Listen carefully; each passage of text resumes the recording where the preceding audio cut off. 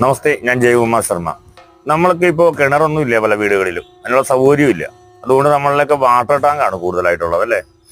അപ്പോൾ ഈ water tank വയ്ക്കുക, അല്ലെങ്കിൽ ജലസംഭരണി, അല്ലെങ്കിൽ ടാങ്ക്, കിണറാണെങ്കിൽ കിണർ, ഇത് ഏത് ഭാഗത്താണ് ഉത്തമം എന്ന് പല ആളുകൾക്കും അറിയില്ല.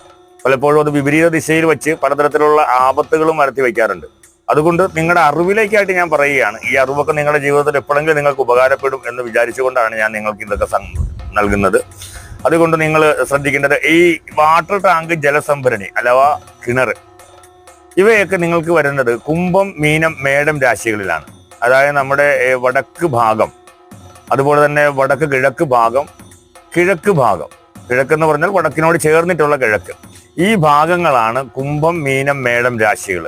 ഈ രാശികളിൽ ജലസംഭരണികൾ വരുന്നത് വളരെ ഉത്തമമാണ്. ഒരു കാരണവശാലും തെക്ക് കിഴക്ക് ഭാഗത്ത് വരാനും